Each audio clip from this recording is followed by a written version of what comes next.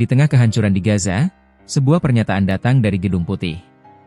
Presiden AS Donald Trump mengisyaratkan bahwa dia telah mengajukan proposal baru untuk mengakhiri agresi Israel.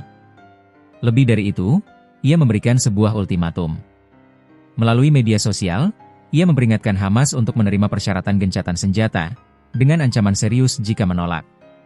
Israel telah menyatakan setuju, Hamas pun mengklaim telah menerima ide ini. Namun, di tengah semua pernyataan ini, mengapa perang brutal di Gaza masih terus berlanjut? Dalam sebuah unggahan di media sosial, Trump membuat pernyataan yang sangat lugas, semua orang ingin Sandra pulang. Semua orang ingin perang ini berakhir. Ia kemudian melanjutkan, Israel telah menerima persyaratan saya. Saatnya Hamas juga menerima. Saya sudah memperingatkan Hamas tentang konsekuensi jika tidak menerima. Ini adalah peringatan terakhir saya, tidak akan ada peringatan lain.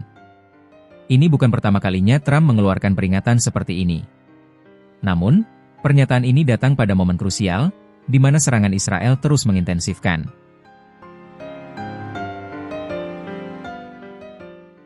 Hamas, di sisi lain, mengonfirmasi telah menerima ide dari AS dan menyambut baik inisiatif apapun yang membantu menghentikan agresi.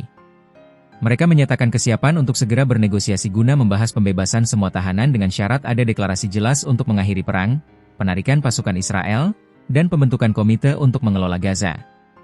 Disinilah letak ironi terbesar. Meskipun Trump menyatakan Israel telah menerima persyaratannya dan Hamas pun mengklaim telah menerima ide tersebut, realitas di lapangan berkata lain. Agresi brutal Israel di Gaza masih terus berlanjut tanpa henti.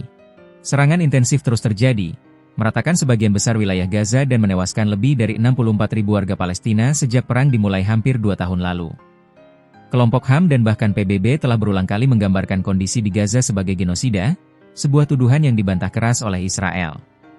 Namun, bagi masyarakat yang menyaksikan, angka-angka dan kehancuran yang terjadi tidak bisa dibantah. Perbedaan antara pernyataan politik dan tindakan militer menciptakan kebingungan besar.